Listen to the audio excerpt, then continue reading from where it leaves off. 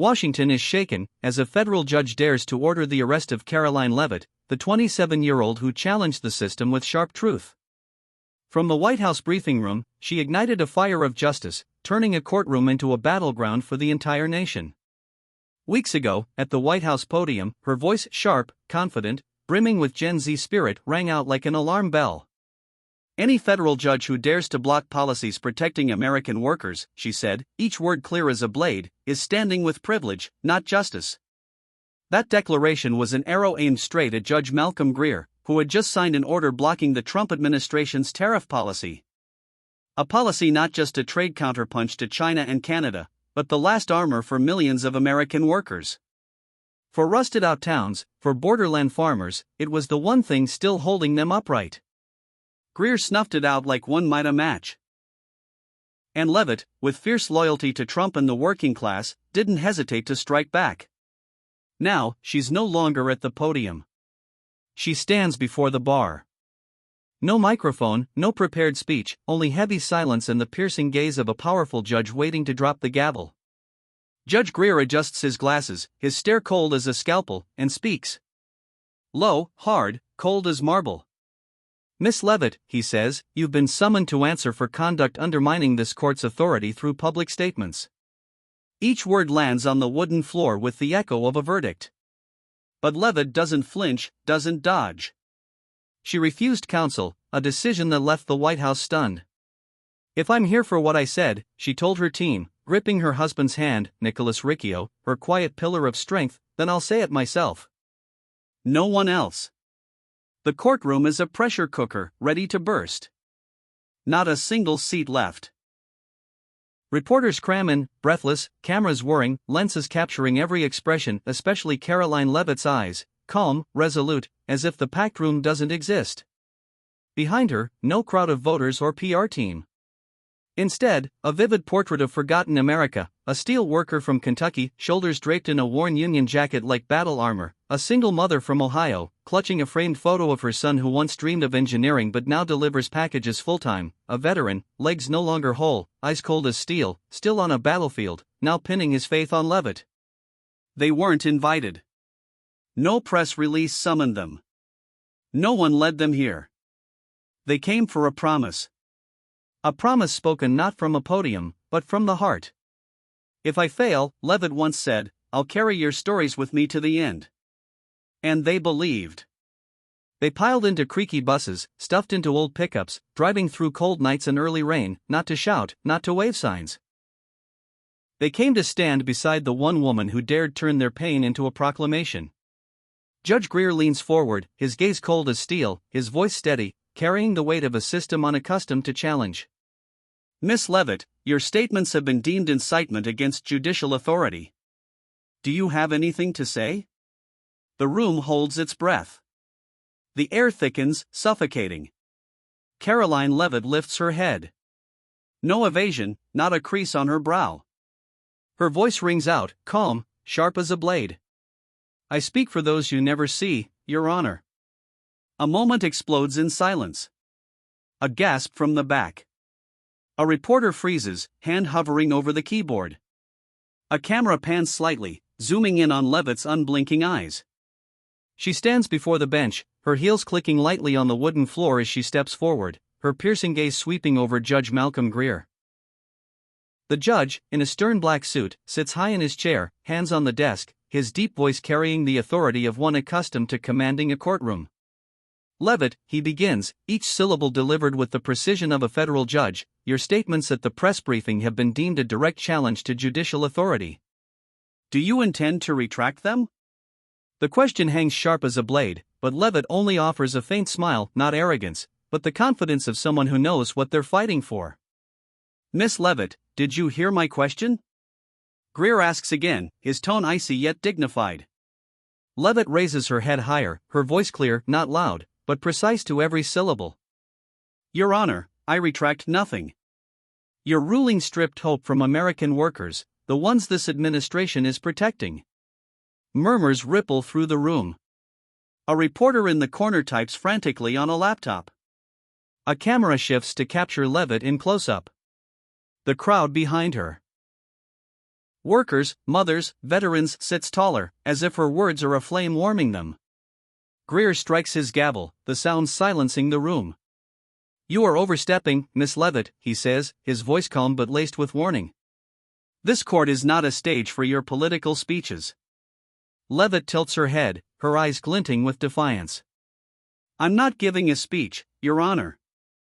I'm speaking for those out there, the ones without microphones, without press rooms, who deserve to be heard."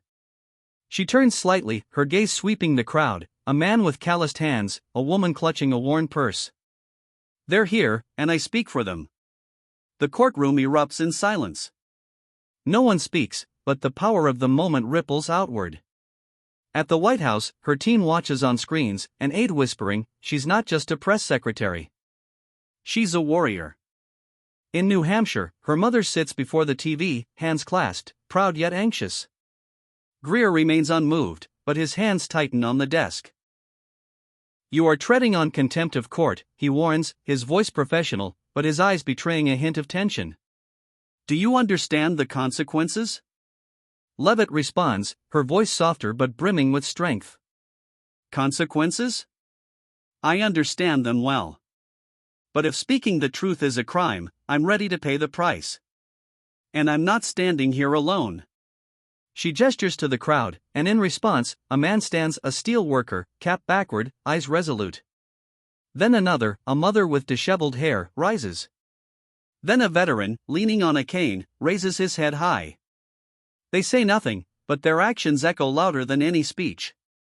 Cameras capture it all.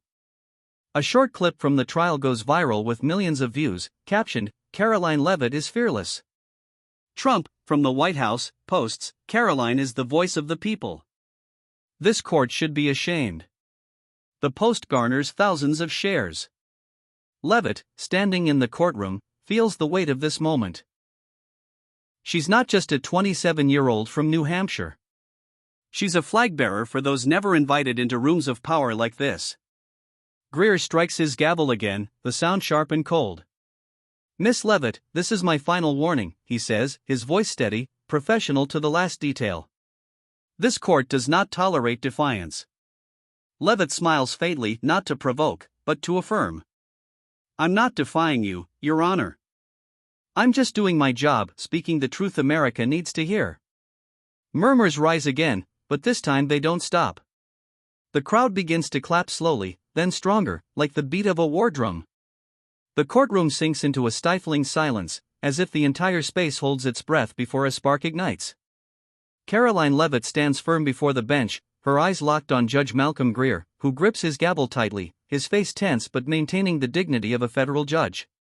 The crowd behind Levitt, workers, mothers, veterans, sits motionless, but their eyes burn like torches, ablaze with faith in the woman facing down the system. Media cameras stir. Lenses trained on Levitt, ready to capture a historic moment. Greer, with a low and sharp voice, breaks the silence. "Miss Levitt," he says, each word chosen like a verdict, "your statements have crossed the bounds of lawful discourse. You have publicly challenged the integrity of this court, and I cannot tolerate it." He pauses, his gaze sweeping the courtroom as if to assert his authority. "I am forced to find your conduct in contempt of court." A faint whisper ripples through the crowd, but Levitt doesn't waver. She stands tall, hands clasped, her red dress still vivid like a declaration of war. "Your Honor," Levitt responds, her voice gentle but charged with strength, "I'm not challenging the court. I'm only asking, who will protect the people your ruling left behind?"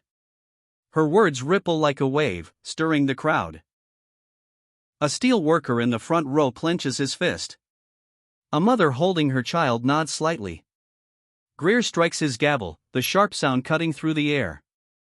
"Enough," he declares, his voice maintaining its formality but betraying its firmness.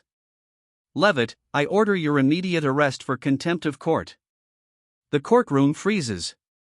A bailiff steps forward, handcuffs glinting under the lights. Levitt takes a deep breath, her eyes sweeping the crowd, the faces of the Americans she promised to represent. She removes the slim watch from her wrist, places it on the bench, then slips her purse off her shoulder, her movements slow, almost ceremonial. "If this is the price for speaking the truth," she says, her voice ringing through the room, "I accept it." But I want all of America to know, I'm not standing alone. The crowd erupts. A veteran stands abruptly, old army cap in hand, followed by a mother, then a steel worker. They don't chant, don't shout. Their unity resounds louder than any noise. The officer approaches, cuffing Levitt. The metal clinks lightly, but she doesn't bow her head. Cameras capture every second her gleaming blonde hair, the striking red dress, and her resolute eyes. The image spreads instantly. On social media, a short courtroom video explodes with millions of views, captioned, "Caroline Levitt, handcuffed for speaking the truth." Outside the courthouse, a crowd gathers, holding handmade signs. "Caroline is our voice." A worker from Ohio, standing under harsh sunlight, tells a reporter, "She says what we can't." A single mother from Kentucky, clutching her child, adds, "She's standing up for my kid, for his future." Peaceful protests spread, not partisan, but a unity of those who feel forgotten by the system. In a temporary holding cell, Levitt sits on a cold metal bench but refuses bail.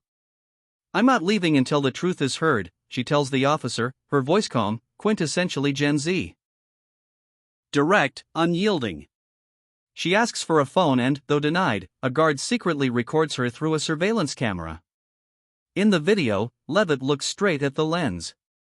"I'm here for those without a voice. Workers, mothers, veterans, they deserve to be heard." The brief clip, just seconds long, spreads like wildfire, racking up millions of views in hours. The courtroom door closes, but the echo of Caroline Levitt's handcuffing reverberates through the federal courthouse in Washington.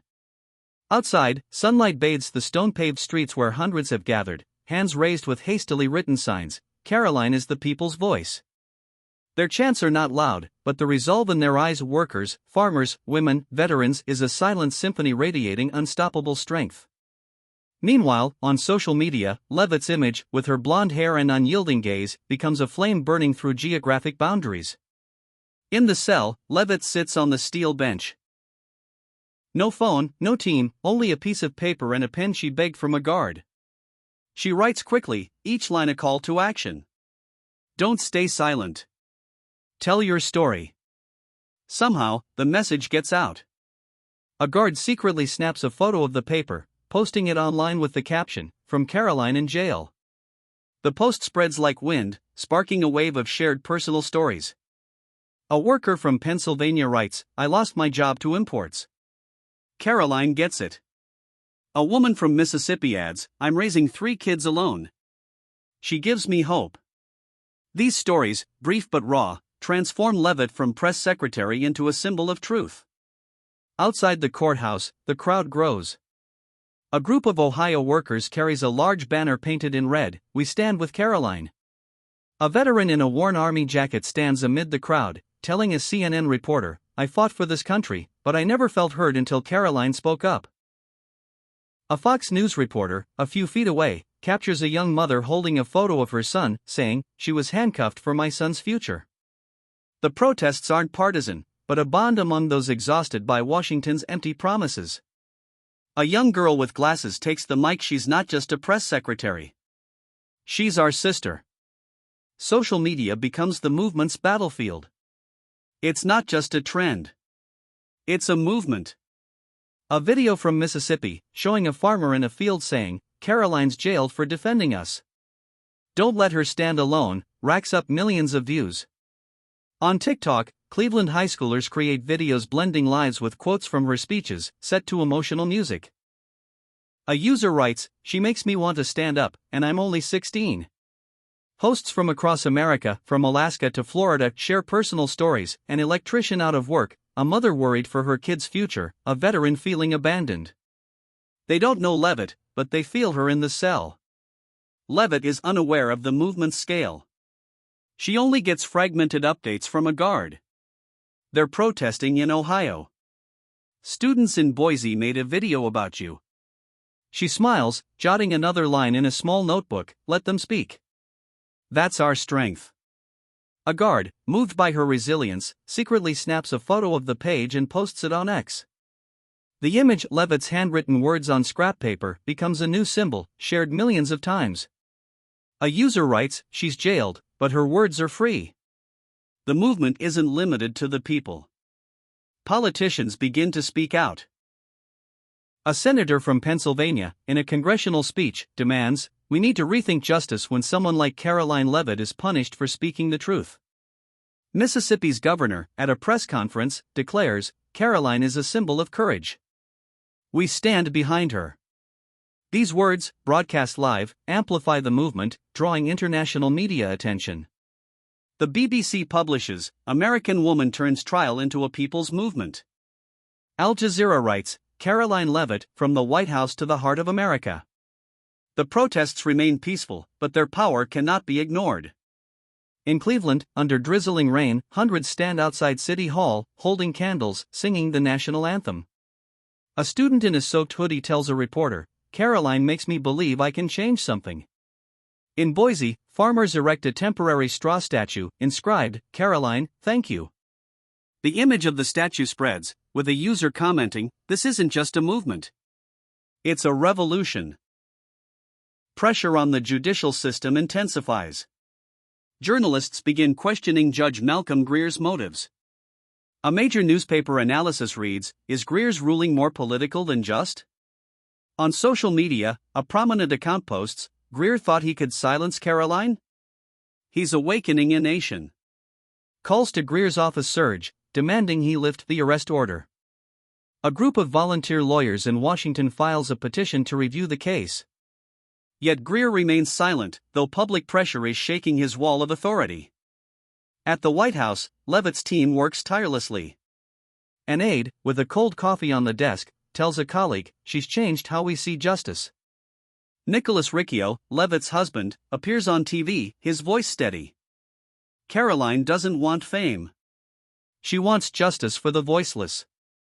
Trump, in a brief speech, calls the case a stain on the justice system, urging people to keep supporting Leavitt.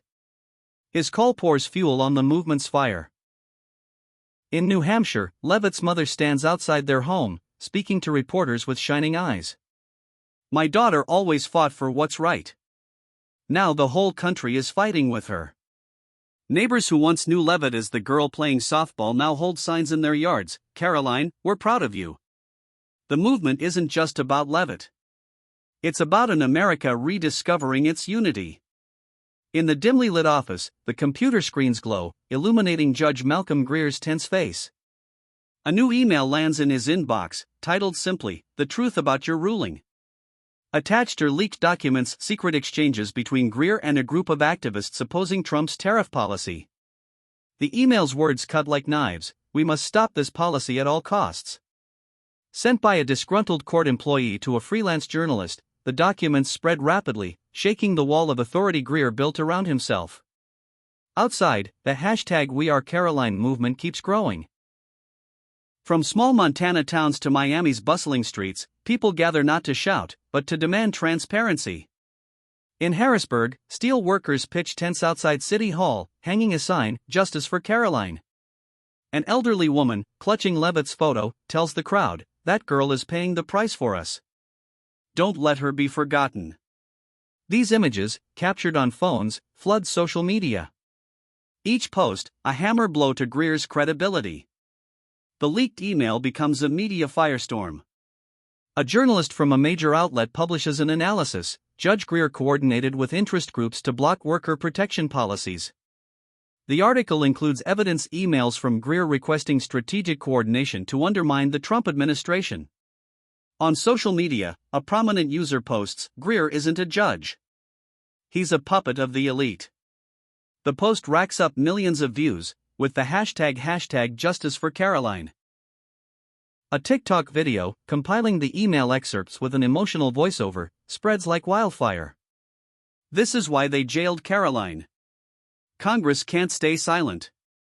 A bipartisan group of senators holds an emergency meeting, demanding a judicial investigation into Greer's conduct.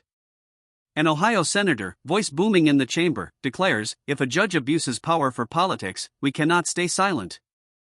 A Nevada governor, in a televised interview, urges, "Free Caroline Leavitt and review Greer's seat."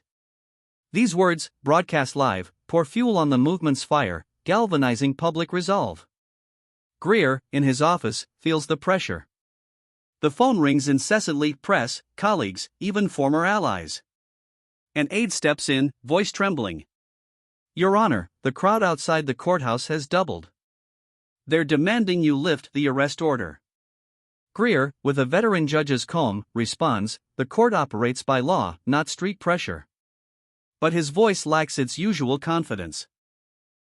On his desk, a newspaper headline blares, "Judge Greer faces a crisis of trust." Outside, the crowd isn't just workers or veterans. College students with backpacks and phones join protests, holding signs in fluorescent marker, "Caroline is the future." A group of women in Atlanta holds a prayer vigil, hand in hand, praying for justice. In a small Idaho town, children draw Levitt's image in chalk on the sidewalk, writing, "She's our hero." These simple acts form a powerful tapestry of unity, amplified by social media into a voice too loud to ignore. Greer, though trying to maintain an unyielding facade, begins to waver. An old colleague, over the phone, warns, "Malcolm, you're losing control. Withdraw the order before it's too late." But Greer stays silent, his eyes fixed on the screen where images of Levitt and the crowd keep appearing. The movement she sparked has spiraled beyond his control. Caroline Levitt, from behind bars, has turned him from a powerful judge into a symbol of injustice. The morning sun streams through the high windows of the Washington Federal Courthouse.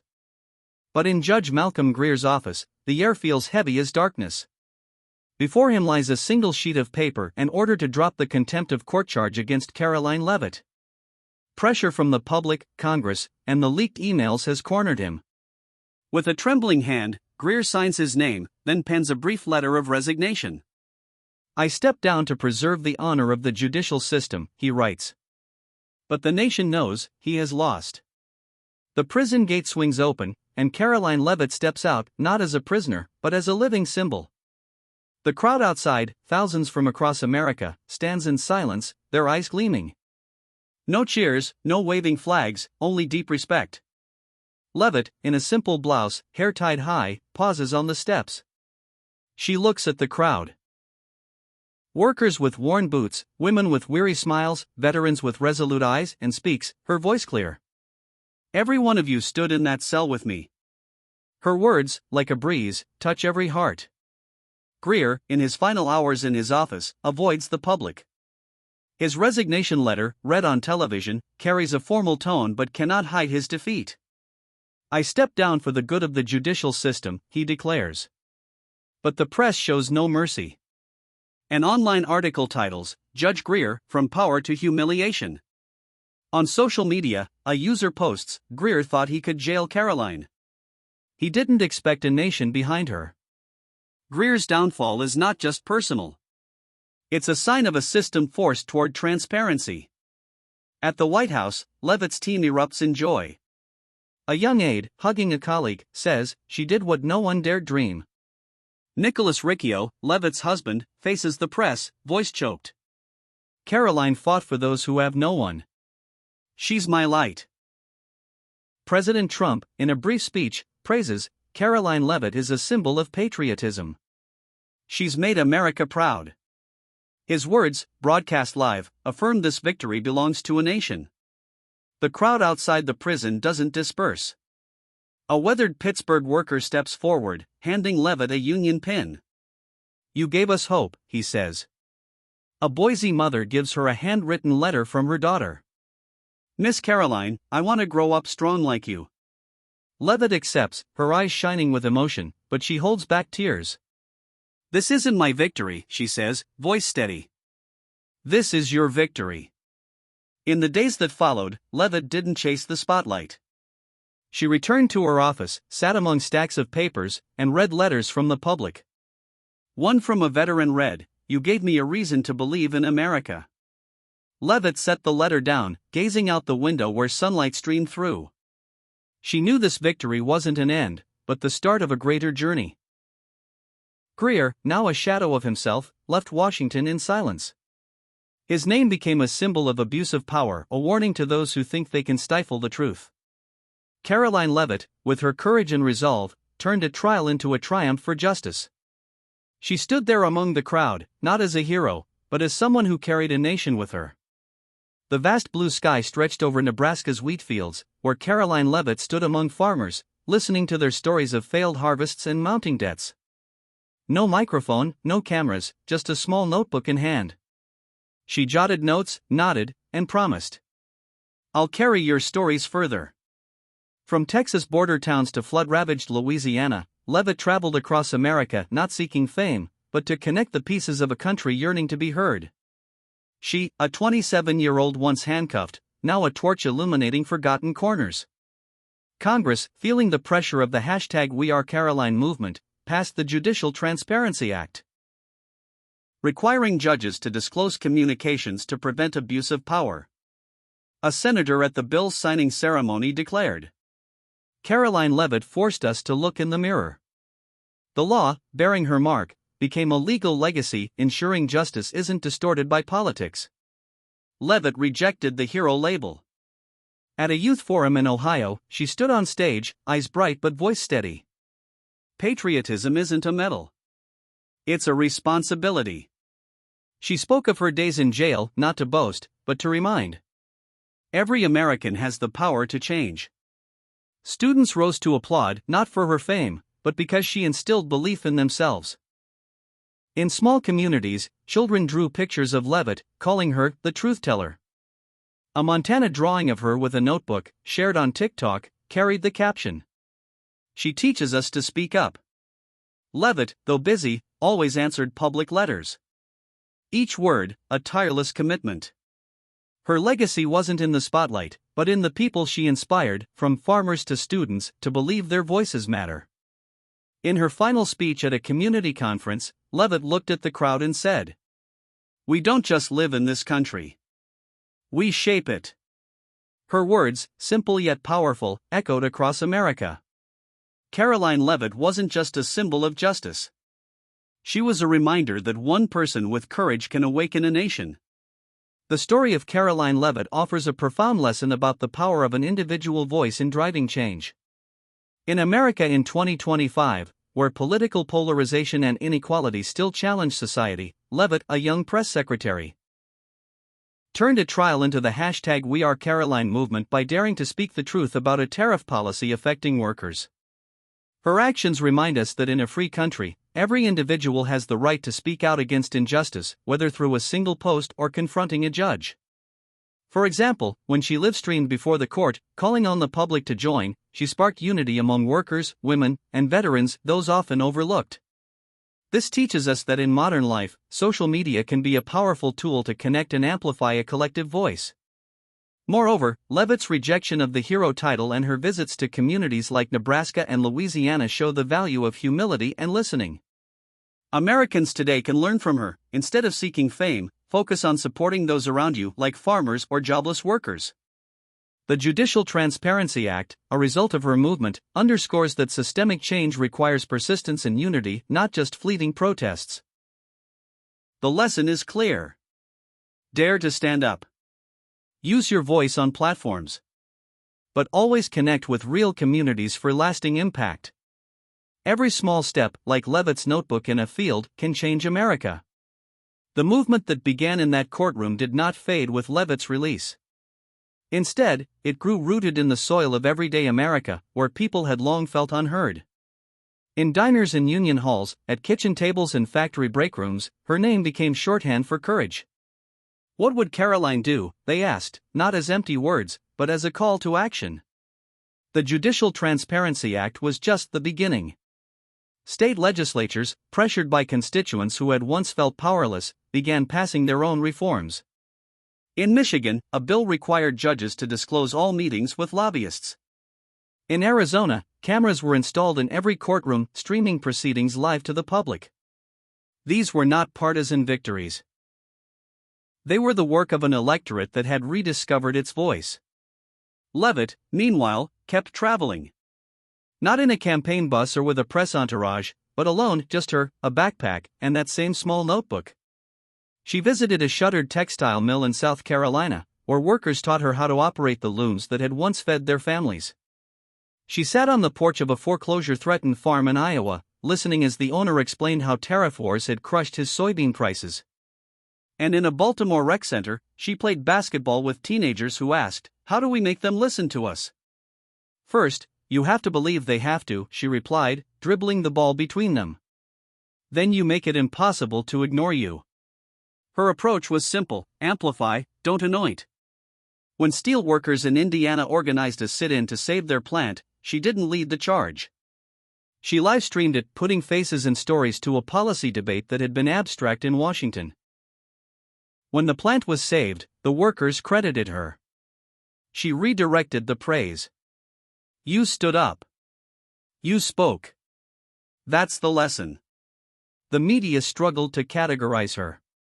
Was she an activist? A politician in waiting? A new kind of leader? Levitt dismissed the labels. "I'm a megaphone," she told a Harvard forum. "The real power belongs to the people holding the other end." Her refusal to capitalize on her fame only deepened her impact. When a publisher offered 7 figures for a memoir, she countered, "What if we print 100,000 copies of a blank notebook instead? Let people write their own stories." They did.